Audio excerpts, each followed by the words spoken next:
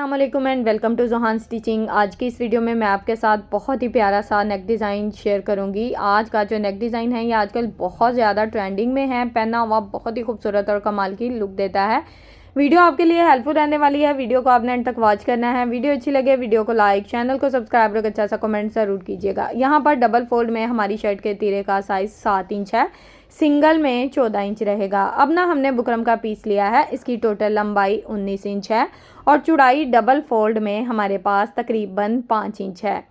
अब हमने इसके ऊपर अपना नेक ड्रॉ करना है, तो यहाँ पर नेक की टोटल चौड़ाई जो है मैं 3 इंच ले रही हूँ। अगर आपके नेक की चौड़ाई 3.5 इंच है तो आपने 3.5 इंच के मार्जिन से निशान लगाना है। अब बैक साइड का जो नेक का मार्जिन है इसकी लंबाई यहाँ पर मैं ले रही हूँ 4.5 इंच। चौड़ाई का मार्जिन नीचे वाली साइड पे सेम रहेगा। यहाँ पर मैं आपको बता दूँ कि ये जो नेक डिज़ाइन है ना, ये पहना हुआ बहुत ही खूबसूरत और कमाल की लुक देता है और इस नेक डिज़ाइन को आप हाल्टर नेक डिज़ाइन भी बोल सकते हो। यकीन करें इसकी लुक आपको बहुत पसंद आएगी, वीडियो को आपने एंड तक वॉच करना है। अब यहाँ पर ना हमने 3.5 इंच के मार्जिन से फ्रंट नेक का साइज़ लिया है लंबाई में। चौड़ाई बैक एंड फ्रंट नेक की सेम रहेगी। 3.5 इंच हमने फ्रंट नेक की लंबाई रखी और इस तरह से ना निशान लगा दिया है। अब चौड़ाई का मार्जिन क्योंकि सेम है तो इन निशानों को हमने इस तरह से आपस में मिला दिया। अब यहाँ पर मैं आपको बता दूँ, ये रहेगा हमारा बैक नेक और ये रहेगा हमारा फ्रंट नेक। अब यहाँ पर फ्रंट नेक का जो टोटल साइज़ है हमने इस तरह से डिज़ाइन के हिसाब से नाप लेना है कि हम यहाँ पर कितना रखेंगे। तो यहाँ पर टोटल जो साइज़ है ना, हमने यहाँ पर तकरीबन 6 इंच लिया है। अगर आपके नेक का साइज़ 6.5 इंच या 7 इंच है तो आप यहाँ पर नेक की लंबाई बढ़ा सकते हो। तो यहाँ पर ना हमने इस तरह से बहुत ही खूबसूरत सी लीव की शेप ड्रॉ कर ली और सिंपल सी राउंड नेक की इस तरह से ना शेप ड्रॉ कर दी है। ये देखें ज़रा, बहुत ही खूबसूरत सी लीफ की जो शेप है हमारी बहुत ही अच्छे से ड्रॉ हो गई है। अब इसको ना मैंने अच्छे से डार्क कर लिया है ताकि हमारा डिज़ाइन जो है ये बहुत ही नफासत से बन के रेडी हो। अब यहाँ पर हमने स्लिट भी यहाँ पर रखना है, तो स्लिट का टोटली साइज़ जो है फ्रंट नेक का हमारे पास आ जाएगा 12.5 इंच। 12.5 इंच के मार्जिन से इस तरह से हमने निशान लगा दिया है। अब यहाँ पर स्लिट का जो मार्जिन है ये हम सिर्फ 1 पॉइंट का मार्जिन लेंगे ताकि जो हमारी सिलाई है ना इसका दबाव अच्छा रहे और हमारा जो फैब्रिक है उसके धागे ना निकले। तो यहाँ पर हमने एक्स्ट्रा बुकरम का साइज़ भी सेम लेना है। तो यहाँ पर ना स्लिट का मार्जिन आपको पता है बिल्कुल एक जैसा होता है, तो मैंने इस तरह से निशान लगा लिए हैं। अब जो मार्जिन हमने एक्स्ट्रा बुकरम का लिया था सेम वही मार्जिन हमने इस तरह से पूरे नेक में बहुत ही अच्छे से ड्रॉ कर लेना है। तो यहाँ पर हमारा टोटली जो एक्स्ट्रा बुकरम का साइज़ है मैं 1 इंच से 2 पॉइंट कम का मार्जिन ले रही हूँ। अगर आपके नेक का साइज़ आप 1 इंच लेना चाहते हो ये मार्जिन, तो आप 1 इंच भी ले सकते हो। अब जिस तरह से हमने फ्रंट एंड बैक नेक का साइज़ ड्रॉ किया है बिल्कुल उसी तरह से आप देख सकते हो कि हमने एक्स्ट्रा बुकरम का साइज़ भी बहुत ही अच्छे से ड्रॉ कर लिया है। नेक हमारा बहुत ही खूबसूरती से ड्रॉ हो चुका है। इसकी लुक ज़रा जो है ना वो आप अच्छे से चेक कर लें। अब जिस तरह से नेक को ड्रॉ किया है सिंपल इसके मुताबिक इसकी कटिंग कर देंगे। किसी किस्म का यहाँ पर हम कोई एक्स्ट्रा मार्जिन नहीं लेंगे, पहले हम यहाँ पर एक्स्ट्रा बुकरम की इस तरह से कटिंग कर देंगे। एक्स्ट्रा बुकरम की कटिंग हमारी हो गई है। अब यहाँ पर ना हमने स्लिट में 1 पॉइंट का जो बुकरम का साइज़ छोड़ा है सेम उसी मार्जिन के मुताबिक इस तरह से एक्स्ट्रा बुकरम की बहुत ही अच्छे से कटिंग कर लेंगे।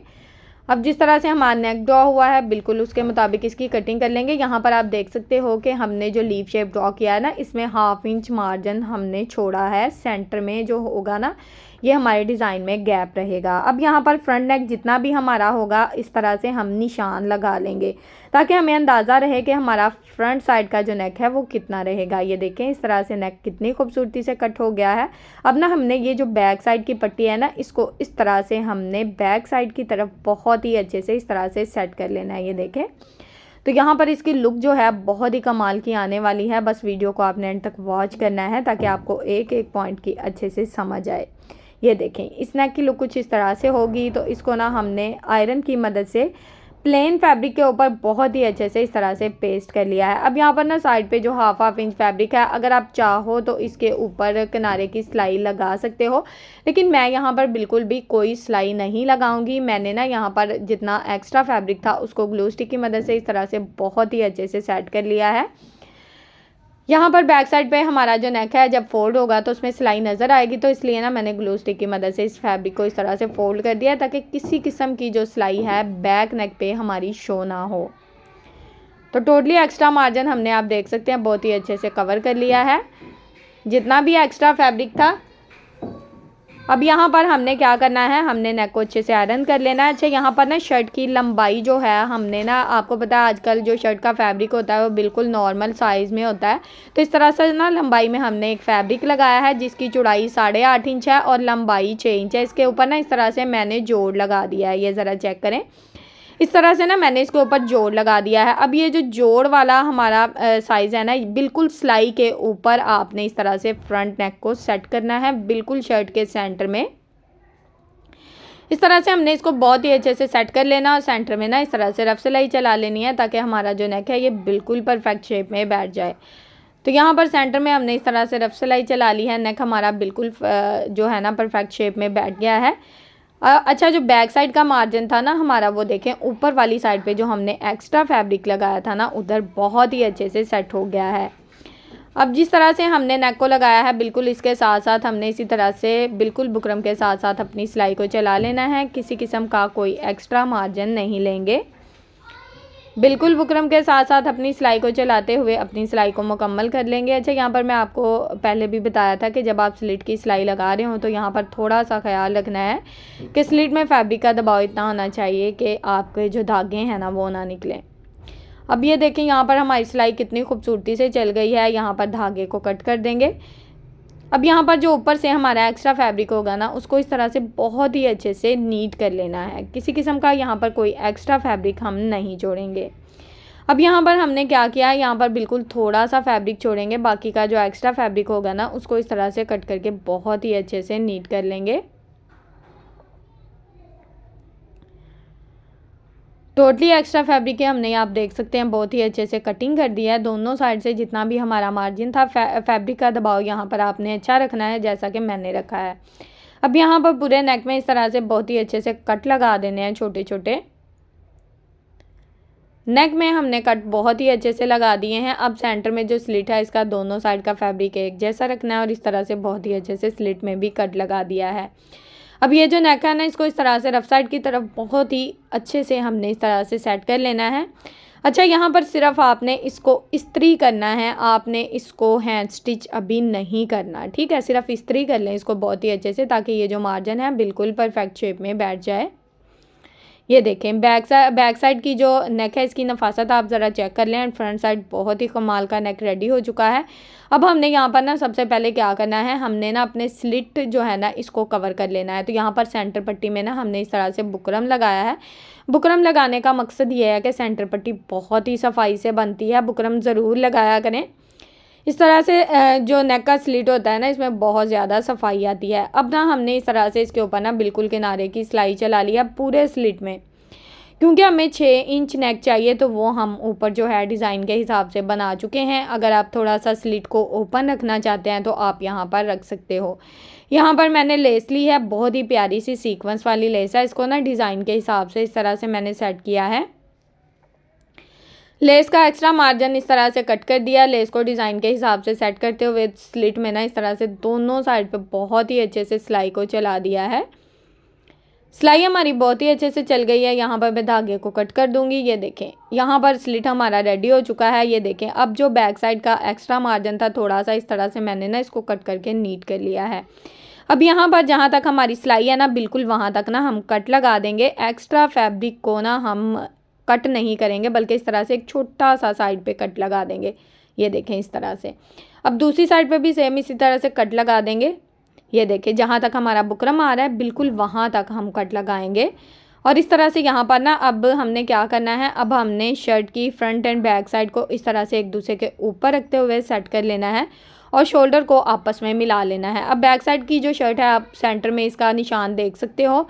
सेंटर में ना मैंने एक निशान लगा दिया ताकि हमें सेंटर मार्जिन का अंदाज़ा रहे। अब जिस तरह से हमने इस तरह से बैक साइड के कॉलर को फोल्ड किया था, बिल्कुल उसी तरह से फोल्ड करेंगे और इस तरह से 1/2 इंच का दबाव रखते हुए बाकी का जो एक्स्ट्रा मार्जिन होगा ना उसको इस तरह से कट कर देंगे। अब मैंने यहाँ पर क्या किया कि मैंने ना इस तरह से नेक को दोनों साइड से आपस में मिलाया, जितना एक्स्ट्रा मार्जिन था उसको इस तरह से कट करके बहुत ही अच्छे से नीट कर लिया था ताकि मार्जिन हमारा एक जैसे रहे।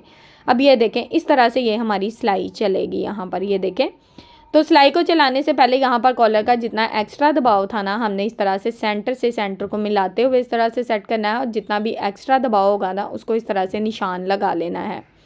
अब यहाँ पर क्या करना है, इस तरह से कॉलर को खोल लेंगे। अब ये जो निशान लगाए हैं इनके मुताबिक हमने इस तरह से बिल्कुल सेंटर में बहुत ही अच्छे से सिलाई को चला देना है। यहाँ पर आपने अच्छे से हल्के हाथ से टोटली नाप लेने होते हैं, ना तो आपने शर्ट के फैब्रिक को खींचना है, ना ही आपने कॉलर के फैब्रिक को खींचना है। सॉफ्ट हाथों से काम करेंगे तो यकीन करें आपका डिज़ाइन भी उतनी ही नफासत से बनेगा जितनी नफासत से मेरा डिज़ाइन बना है। टोटली डिटेल्स आपके साथ शेयर करने का मकसद भी यही है ताकि आपको एक एक पॉइंट की अच्छे से समझ आए। अब यहाँ पर ये जो हमने सेंटर में सिलाई लगाई है ना, बिल्कुल इस सिलाई को हमने बैक साइड की जो शर्ट का सेंटर का निशान लगाया है उससे मिला देना है और यहाँ पर ना हमने शोल्डर की इस तरह से सिलाई चला लेनी है। अब बैक साइड का जो कॉलर है इसको इस तरह से हाथ की मदद से उठा लेंगे ताकि इसके ऊपर ना सिलाई ना चल जाए, ठीक है। अब ये जो फैब्रिक का एक्स्ट्रा दबाव था ये देखें इस तरह से उसको सिलाई लगाकर बहुत ही अच्छे से हमने कवर कर लेना है। ये देखें इस तरह से इसको उठाते जाएंगे और सिलाई को चलाते जाएंगे। अब सेंटर को सेंटर से मिला लेना है, इस बात का ख्याल रखना है। यहाँ पर हमारी शोल्डर की सिलाई ये देखें बहुत ही अच्छे से चल गई है। अब यहाँ पर हमने क्या करना है, ये देखें साइड पे कॉर्नर आ रहे हैं शर्ट की बैक साइड के, तो यहाँ पर भी इस तरह से कट लगा देने हैं। कट हमने लगा लिए हैं क्योंकि हमने ना कॉलर को बैक साइड पे सेट करना है। जो भी हल्का फुल्का सा फैब्रिक का दबाव था उसको इस तरह से सिलाई के हिसाब से कट करना है, सिलाई को कट नहीं कर देना है। ये देखें यहाँ पर इस तरह से ये सेट होगा। ये शोल्डर का हमारा एक्स्ट्रा फैब्रिक होगा, यहाँ पर ना इसको हैंड स्टिच कर लेंगे फ्रंट एंड बैक साइड से, तो बहुत ही अच्छे से यहाँ पर ये देखें हमारा जो नेक का डिज़ाइन है यहाँ पर बहुत ही अच्छे से बहुत ही खूबसूरती से रेडी हो चुका है। नेक की फाइनल लुक आपके सामने है, फ्रंट एंड बैक साइड से बहुत ही नीट और बहुत ही प्यारा सा रेडी हुआ है। उम्मीद है कि आज की वीडियो आपको पसंद आई होगी। वीडियो अच्छी लगे तो प्लीज़ वीडियो को लाइक कर दें, चैनल को सब्सक्राइब कर दें और एक अच्छा सा कमेंट करके ज़रूर बताया करें कि आपको मेरी आज की वीडियो कैसी लगी। ओके जी, अल्लाह हाफिज़, फ़ी अमानिल्लाहि, अस्सलाम वालेकुम।